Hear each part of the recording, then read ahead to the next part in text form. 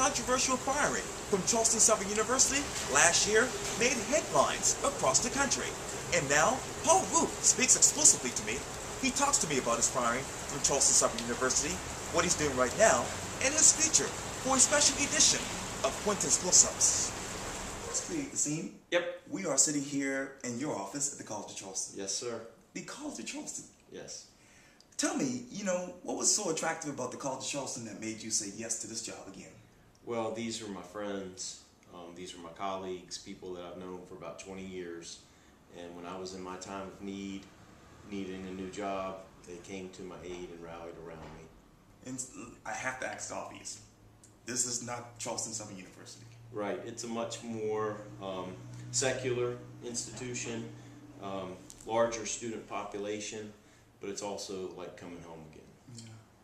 But, and I know this is so hard to talk about, but I want you to walk with me down memory lane to last summer. Sure. Because it was when the whole controversy over your beard came up, right, and ultimately your job was let go. Yep. I'm wondering, where were you emotionally when they let you go? Because Charleston Southern was really home for you. Yeah, I was there for 6 years. It was a mixed bag of emotions. Yeah. I was mad, glad, and sad. I've always said that to people. I was mad at the administration that didn't understand what I was doing in the community. I was sad for the students who were going to have me this past fall. Right. And I'm glad I'm here. So I'm glad I'm working, and I'm glad I'm teaching and doing the thing that I've been doing for almost 20 years. Yeah. And I hate to keep beating this around, but tell me, when did you realize that your job and your image was really political? It was before it was political or before it was commercial, it was viral. Yes. And it had gone around the Twitters and the Facebooks and things like that, even prior to it being on a beer can. So I was used to the imagery being out there. Yeah. But yeah, it became a firestorm. And what was your secret to dealing with all of that publicity? I tried to stay grounded. I just, my community rallied around me. I saw. My family rallied around me. My church rallied around me. The school, College of Charleston, rallied around me. And it's been positive vibes ever since.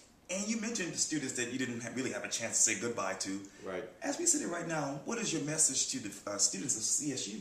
Well, I've been lucky enough to keep in touch with many of them. That's good. And they've even sat on this couch, and I've talked with them, and when they're downtown, they stop by and say hello. I'm still writing letters of recommendation for them.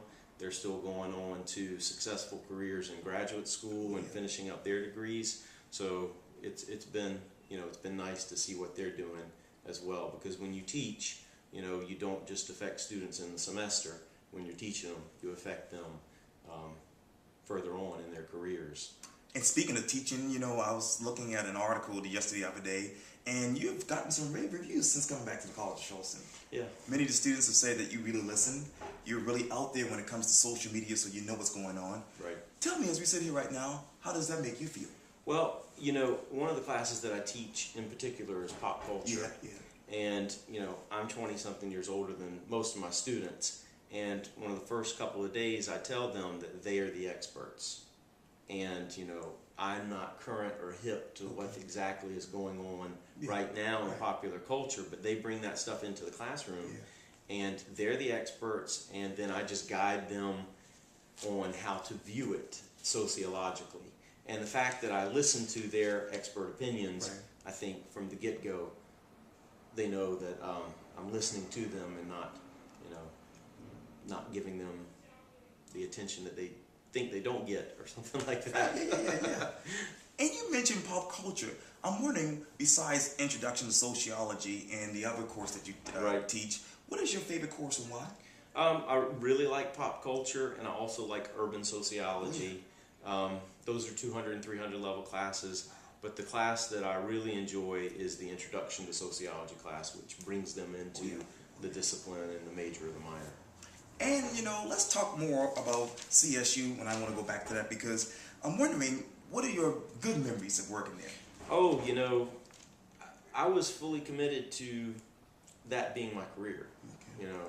For 20 years or however long I would have taught there. So I had great memories there, and I had great colleagues there, and you know, it was an important part of my development as a professor and as a person. It's a very small knit community.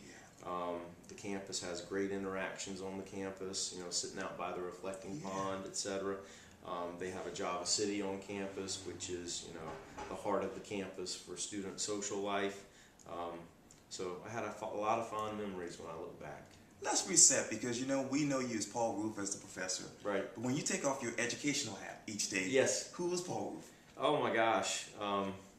I think, you know, I enjoy running. Oh, yes. I enjoy playing the guitar. Oh yeah. I enjoy traveling. Yeah. I enjoy just Charleston itself.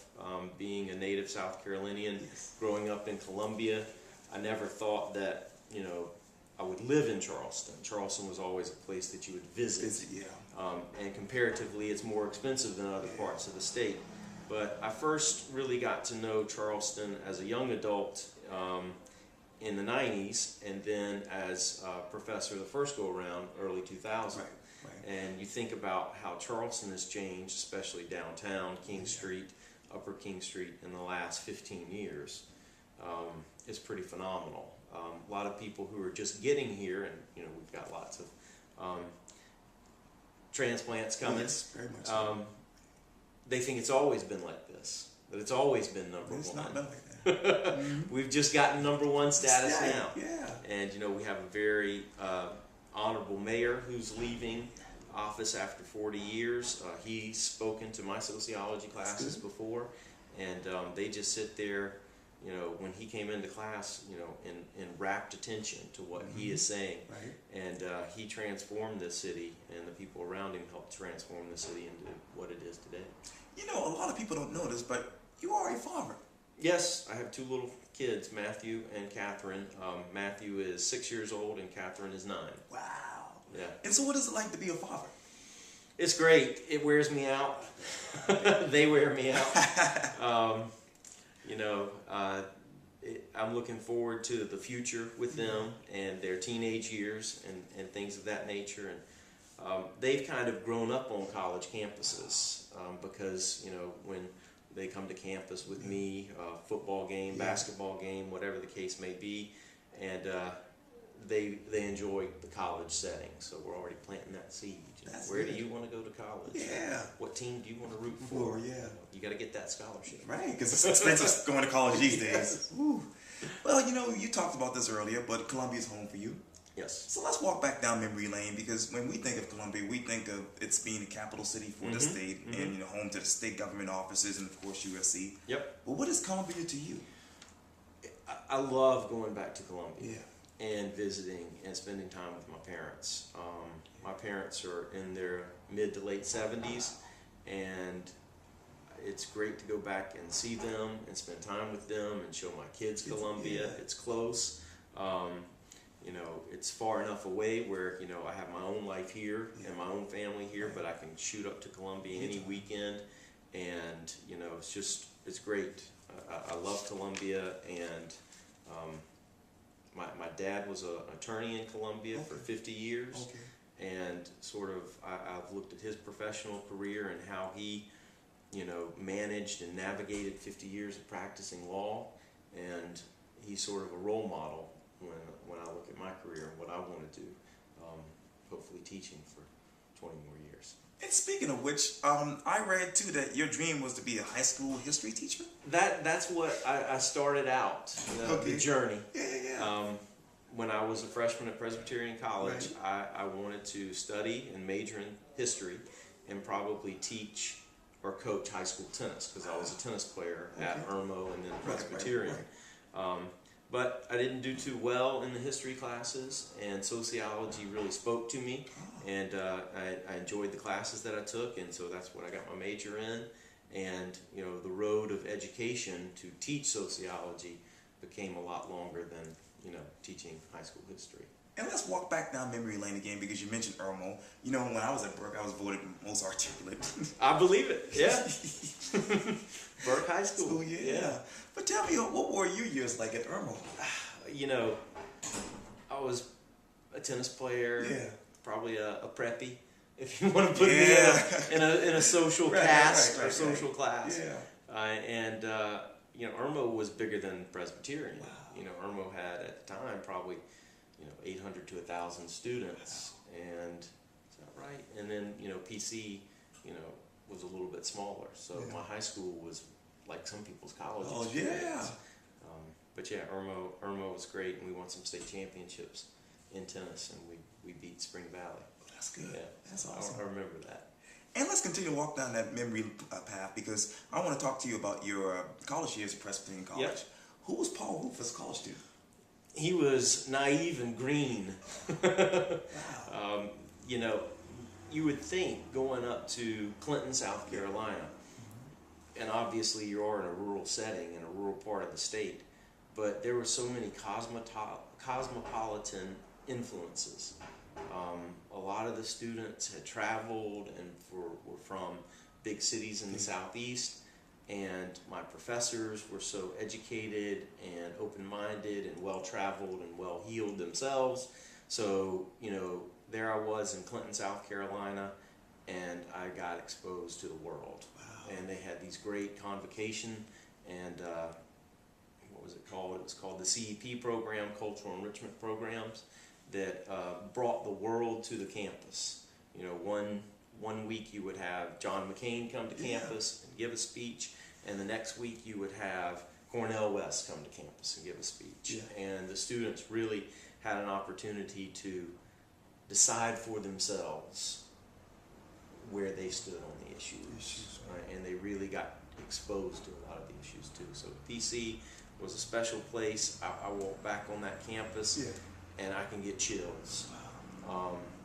And there I am, 20-something years removed from PC, and I'll walk on the campus and I'll see a professor that I had 20 years ago, and they're still there. That's right, they're still there, and they're still doing their thing. Yeah. They're still shaping and transforming lives for students. And I remember seeing one of my professors, Booker Ingram, political science professor, and ran into him at his office. The day was ending, and I was just popping in totally out of the blue. He sat down there with me, and we talked for probably 2 hours. Wow. And the fact that he took that time to spend with me 20-something years after my graduation from the school, it's everything. Yeah. It's everything. Well, finish these sentences for me. Running helps you. Stay competitive. Traveling has taught you. To be empathetic. Charles University in Prague was. Life-changing. San Juan College was. A dream come true. Yes. Playing the guitar is. A release. Yes. Your beard means what to you? It's an identifier. It's become a calling card, my business card. That's how people know who I am. Yeah. If I were to shave, I'd walk down King Street and nobody would know who I was. I would blend in, right. But instead, the beard makes you stand out in certain social situations. And running the Holy City Beard and Mustache Society, having a group of members who are part of that social club. We've been doing that for 7 years now. We've traveled around the country together, and it's just a great fraternity and great brotherhood and great community organization, where the last 7 years we've had meetings once a month, and we go to bars, restaurants, and venues. Yeah. We get treated great. They kind of know the beard club's in town tonight, or at the bar or the restaurant tonight. And we get specials, and they roll out the red carpet lots of times, because we bring a lot of business in. And right now we have a lot of members who are involved in the food and beverage industry, from Bob Cook at Artisan Meat Share, to Tito at Monza. So we have a lot of guys involved in the community, and they do everything from work at the Post and Courier to sell insurance. We have guys involved in everything. That's good to hear. Yeah, it's great. And we know that you now love traveling, and you love writing and teaching and being a father. But what is something else that people don't know about you? Oh gosh, although I travel and do all these things, I'm somewhat of a homebody. Me too. I like to stay at home myself. I enjoy some, time at home with the family, and just that, that sort of just downtime. It yeah. charges you up for when you're back on the road and back out in the community. That is awesome. Yeah. Well, tell me, what is next for you? I'm just going to keep doing my thing. Okay. You know, I enjoy teaching sociology. I'm going to keep teaching sociology. The firing taught me that I have impacted lives. And when people come up to me and shake my hand, give me high fives, give me fist bumps around town, around campus, I feel like I've been doing the right thing. So I'm going to, and I said this in another talk, a creative coffee talk, creative mornings. And, you know, Charleston had my back. Now I've got Charleston's back. So I'm here for the community, and I'm going to just keep doing my thing. That is awesome. Yeah, well, Paul Roof, this is so great. Thank you so much. Man, thank you. Thank you.